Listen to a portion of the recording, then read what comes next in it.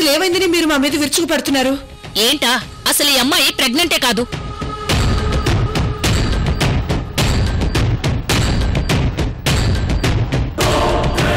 నీ వాళ్ళకం చూస్తుంటే నువ్వు నా దగ్గర ఏదో దాస్తున్నావు అనిపిస్తోంది. నిజం చెప్పు. లేదు పమ్మి, నేనేం దాయడం లేదు. నువ్వేం భయపడకు పిన్ని, రేపు నేను కూడా వస్తాను కదా, నేను చూసుకుంటానులే. సరే అమూల్య, ఉంటాను. సరే పిన్ని, చెల్లెలు జాగ్రత్త.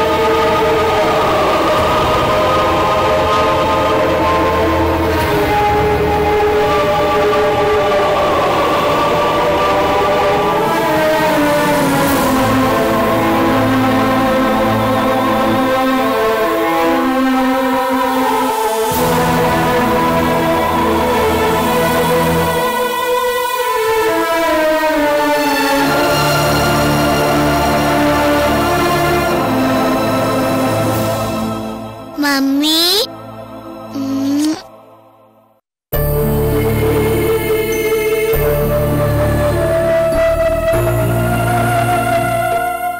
డాడీ,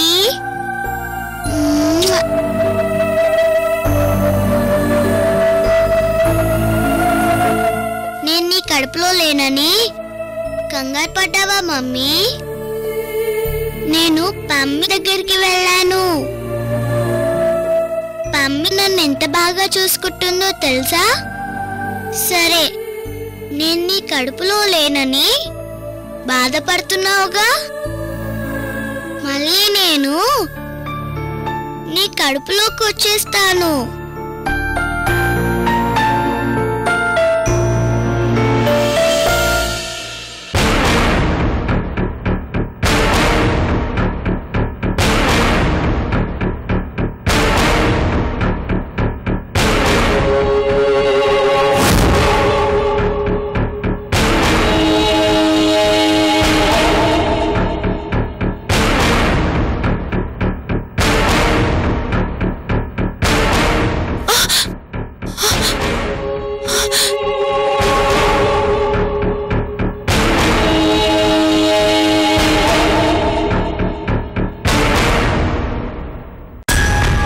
ఏమైంది లావణ్య?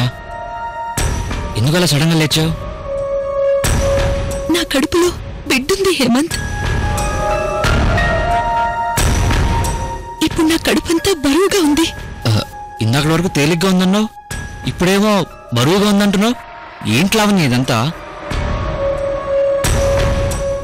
అదే నాకు అర్థం కావట్లేదు హేమంత్. కానీ ఇప్పుడు మాత్రం ఎప్పటిలాగానే ప్రెగ్నెంట్ గా ఉన్నప్పటిలా అనిపిస్తుంది. నిజంగానే నీకు అలా అనిపిస్తుందా? నిజమండి, కావాలంటే చూడండి.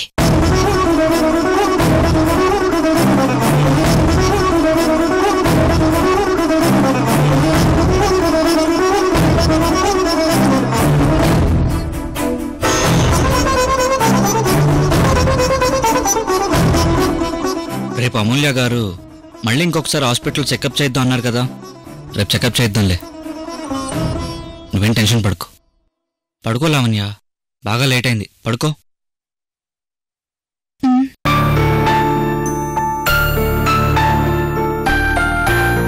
పడుకో.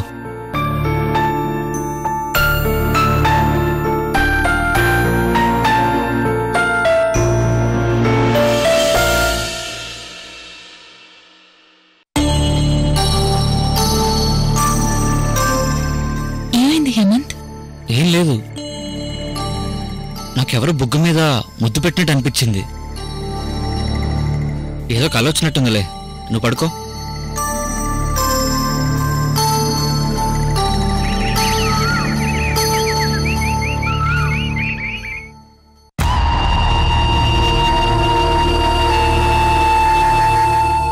నువ్వెళ్ళమ్మా.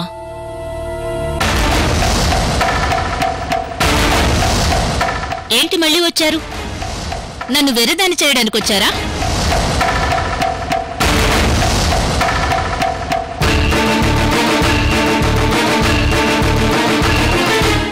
మీకు చెప్తుంటే అర్థం కావట్లేదా?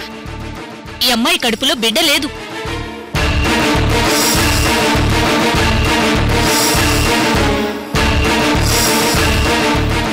చూడండి, ఎక్కడో ఏదో పొరపాటు జరిగింది. నా చెల్లెలు ప్రెగ్నెంట్ అండి. కావాలంటే ఇంకోసారి స్కానింగ్ చేయండి. మీ మంచికే చెప్తున్నాను, అర్థం చేసుకోండి. మీ డబ్బులు, మీ టైం వేస్ట్ చేసుకోకండి. కరెక్టే, మాకు డబ్బులు వేస్ట్, అలాగే టైం కూడా వేస్ట్. అయినా కూడా మేము ఇంకోసారి స్కానింగ్ చేయమంటున్నాం కదా. అలా అని నా టైం వేస్ట్ చేసుకోమంటారా? డాక్టర్ గారు, నిన్న మీరు ఫీజు ఎంత తీసుకున్నారు? 1500. ఈ రోజు చేస్తే ఎంత తీసుకుంటారు? ఈ రోజు కూడా 1500. మరింకా మీ టైం ఎందుకు వేస్ట్ అవుతుంది? పేషెంట్స్ రావాలి, మీరు వాళ్ళ దగ్గర డబ్బులు తీసుకుని ట్రీట్మెంట్ చేయాలి. అందుకే కదా హాస్పిటల్ పెట్టింది. మీ టైం వేస్ట్ కాకుండా మేము డబ్బులు కూడా ఇస్తున్నాం కదా. మరి స్కానింగ్ చేయండి. ఈవిడేంటండి ఎంత మొండిగా మాట్లాడుతుంది?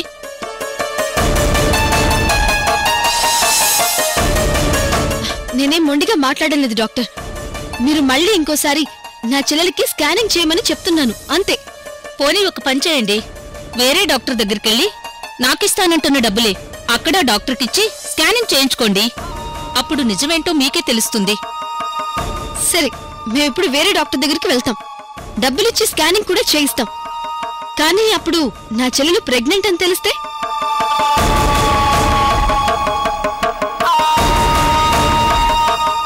అప్పుడు మీ మీద కేసు వేయమంటారా? అది ఇంపాసిబుల్. అక్కడ కూడా మీ చెల్లెలు ప్రెగ్నెంట్ కాదనే తెలుస్తుంది.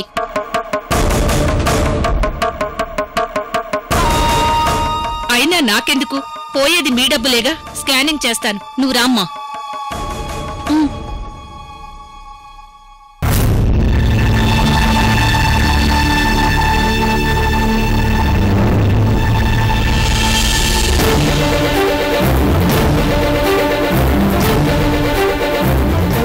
రిపోర్ట్స్ వచ్చాక నిజమేమిటో మళ్ళీ ఇంకోసారి తెలుస్తుంది.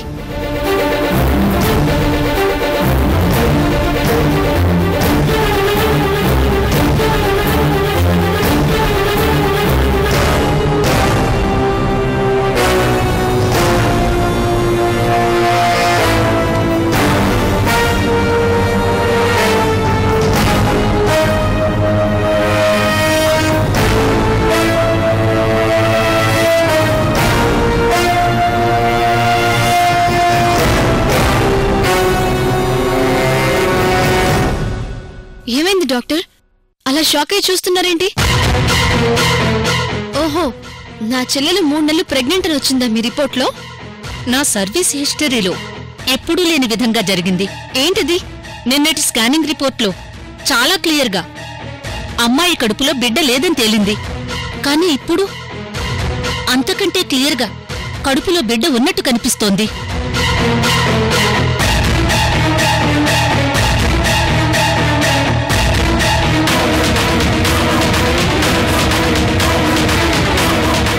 నాకేం అర్థం కావట్లేదు. కడుపులో బిడ్డే లేదు, అది ఏది అని నేనంతలా విరుచుకుపడ్డారు. ఇప్పుడేంటి కడుపులో బిడ్డుందంటున్నారు? అసలు మిమ్మల్ని డాక్టర్ చేసింది ఎవరు? ఒక డాక్టర్ అయ్యుండి ప్రెగ్నెంట్ లేడీని పట్టుకొని ప్రెగ్నెన్సీ లేదని చెప్తారా? మాలాంటి అమాయకులతో ఆడుకుంటారా? నేను ప్రెగ్నెంట్ని కాదని చెప్పినప్పటి నుండి ఎంత టెన్షన్ పడ్డాం, ఎంత బాధపడ్డాం డాక్టర్. మీరలా చెప్పొచ్చా? అయ్యో, నేను చెప్పేది నిజమండి. నిన్నటి స్కానింగ్లో అమ్మాయి కడుపులో బిడ్డ లేదు. కానీ ఇప్పటికిప్పుడు ఎలా వచ్చిందో నాకు అర్థం కావట్లేదు. డాక్టర్ హోదాలో ఉండి ఇలా మాట్లాడుతున్నారేంటి మీరు? నిన్న ప్రెగ్నెన్సీ లేదన్నారు, ఇప్పుడు ప్రెగ్నెంట్ అంటున్నారు. రాత్రికి రాత్రి ప్రెగ్నెంట్ ఎలా అవుతారండి? అది కూడా 3 months. మీరేం మాట్లాడుతున్నారో మీకైనా అర్థమవుతుందా? ఎవరివో స్కానింగ్ రిపోర్ట్స్ మా చెల్లెలికిచ్చి మిస్టేక్ చేశామని చెప్పి ఇప్పటికైనా ఒప్పుకోండి.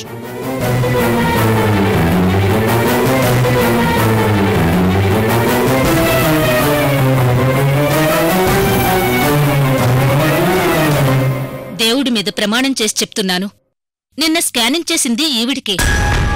ఈవిడ రిపోర్ట్స్ ఈవిడికే ఇచ్చాం. అప్పుడు బిడ్డ లేదు. ఇప్పుడు రెండోసారి చేసిన స్కానింగ్ రిపోర్ట్లో బిడ్డుంది. ఇదంతా మిరాకిల్లా ఉంది. నాకేం అర్థం కావట్లేదు. చూడండి, చేసిన తప్పుని దేవుడి మీద ప్రమాణాల మీద ఎందుకు నెట్టేస్తున్నారు? చేసిన తప్పును ఒప్పుకొని ఇకపైన ఇలాంటి తప్పులు జరగకుండా చూసుకోండి.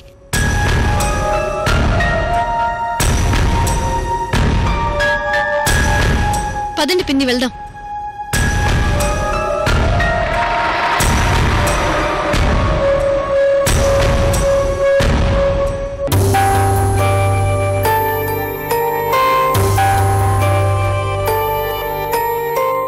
మేడం, జాగ్రత్త. మీరు స్కానింగ్ ఫీజు పే చేయలేదు. ఫీజు ఇవ్వాలా? ఫీజు తప్పు చెప్పినందుకు, మా టైం అంతా వేస్ట్ చేసినందుకు మేం ఫీజు ఇవ్వటం కాదు, నిన్నటి డబ్బులు కూడా తిరిగి మాకివ్వండి. వాళ్ళు డబ్బులు వాళ్ళకిచ్చి పంపించు. అలాగే మేడం. డాక్టర్ దగ్గరికి తీసుకువెళ్లేటప్పుడు నాకు మాట చెప్పొచ్చు కదా పిన్ని. నేను తీసుకువెళ్లేదాన్ని కదా మంచి డాక్టర్ దగ్గరికి. నీ చెల్లెలు కడుపంతా తేలిగ్గా ఉంది, కడుపంతా తేలిగ్గా ఉంది అని పదే పదే అంటుంటే భయవేసి ఇక్కడ తీసుకొచ్చావమ్మా.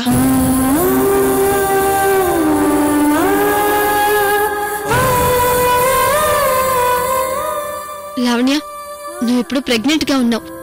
టైంకి సరిగ్గా తింటున్నావా లేదా? ఎక్కడా? మేము దగ్గరుండి బలవంతం చేస్తే తప్ప అస్సలు తినదు.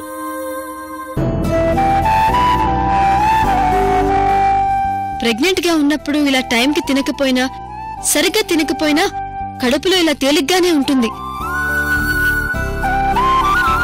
అంతేకాని కడుపు తేలిగ్గా ఉందని, కడుపులో బిడ్డ లేదు అని నువ్వు భయపడి వీళ్ళని భయపెట్టడం ఏంటి?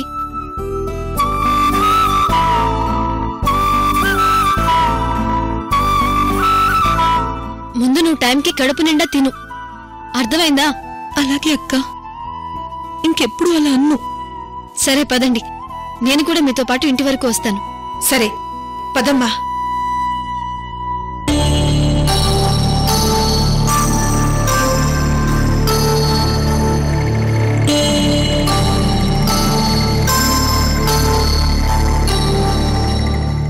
ఏంటి స్వామి, నన్ను ఇక్కడికి తీసుకొచ్చారు?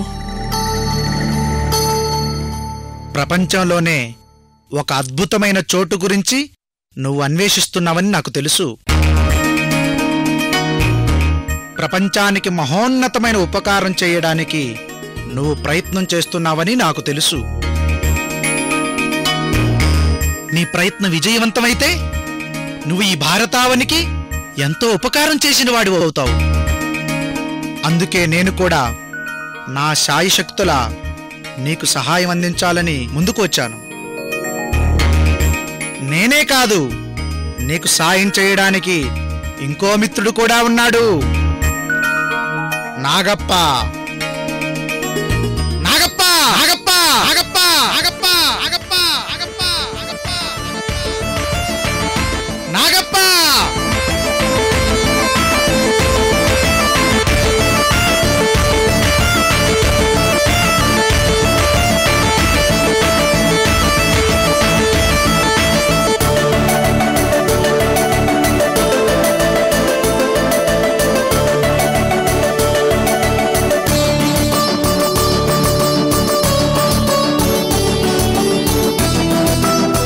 ఈ పాము ఇదొక దైవ సర్పం. ఆ భగవంతుడి అనుగ్రహంతో భూమి మీదకొచ్చిన సర్పం ఇది. నువ్వు అన్వేషిస్తున్న అతి ముఖ్యమైన స్థలం నీకు దొరకడం లేదు. ఆ స్థలం కోసం నువ్వెంత కష్టపడి ప్రయత్నించినా నీ ప్రయత్నం విఫలం అవుతుందే తప్ప సఫలం అవడం లేదు. ఇక నుండి ఈ సర్పరాజే నీకు దారి చూపిస్తుంది.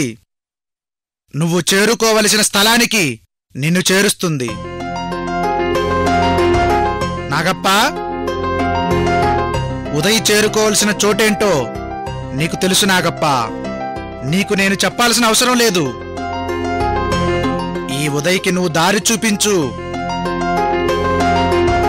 ప్రజల క్షేమం కోసం పనిచేస్తున్న ఇలాంటి వాళ్ళకి మనం చేయగలిగినంత సహాయం చేస్తే అమ్మ మనల్ని సంతోషంగా ఆశీర్వదిస్తుంది. జాగ్రత్తగా తీసుకెళ్ళు. శుభమస్తు.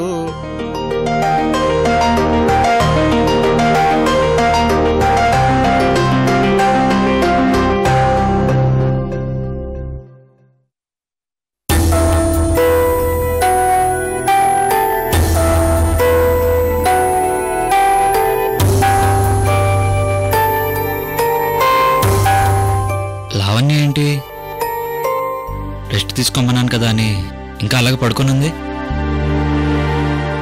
బాగా స్ట్రెయిన్ అయినట్టుంది.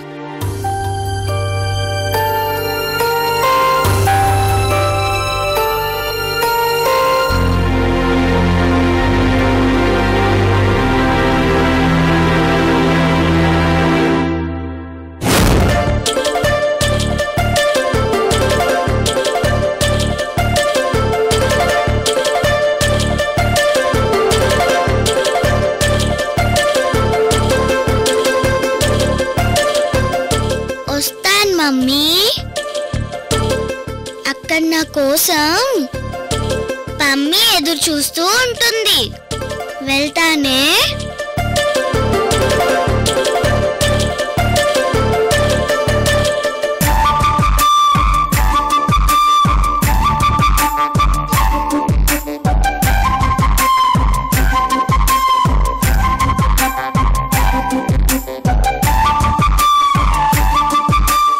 మమ్మీని జాగ్రత్తగా చూసుకో డాడీ. నేను పమ్మీ దగ్గరికి వెళ్ళొస్తాను. Bye daddy.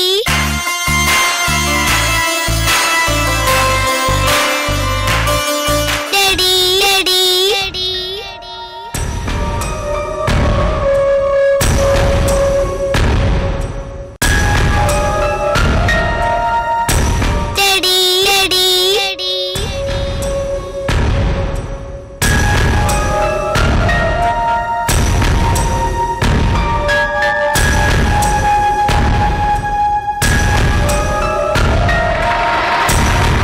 పార్థు గారు,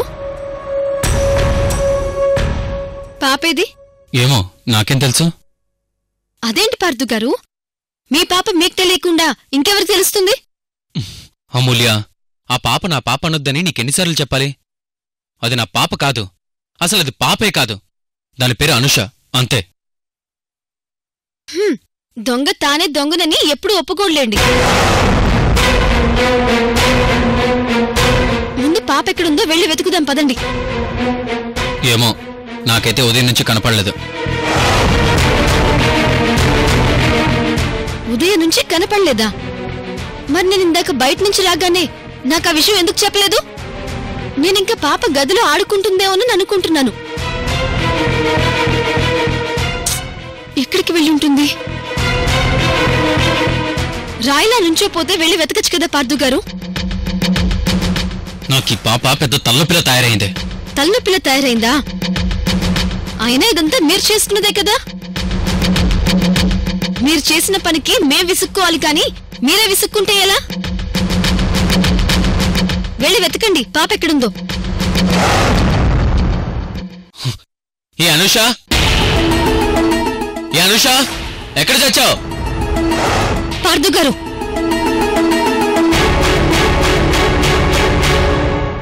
నాకెందుకో అనుమానంగా ఉంది. పాప విషయంలో మీరు కోపంగా ఉన్నట్టు అలా నటిస్తున్నారేమో అనిపిస్తోంది.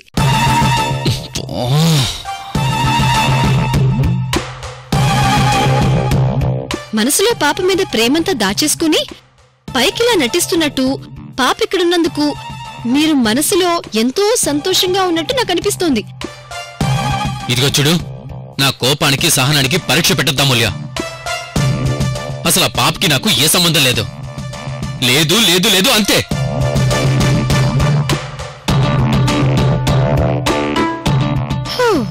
సర్లేండి, ఏది నిజమో ఏది అబద్ధమో ముందు ముందు మీకే తెలుస్తుంది. ఇప్పటికైతే వెళ్ళి పాపను వెతకండి. డాడీ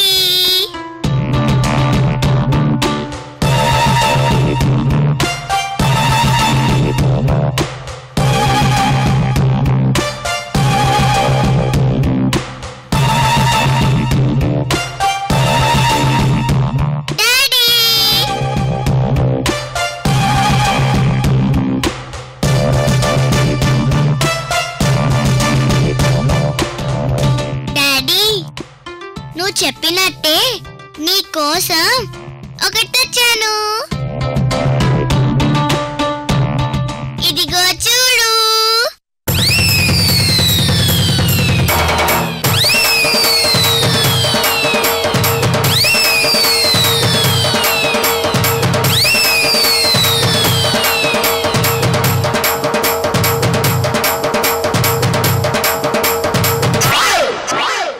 అనుష, మీ డాడీ కోసం తీసుకొచ్చావా? అవును పమ్మీ, డాడీకి ఈ పువ్వంటే ఇష్టమంట, కావాలని అడిగారు, వెళ్ళి తీసుకొచ్చాను. నేనెప్పుడు తీసుకురమ్మన్నాను? అదేంటి డాడీ, నువ్వే కదా మార్నింగ్ చెప్పింది, అప్పుడే మర్చిపోయావా?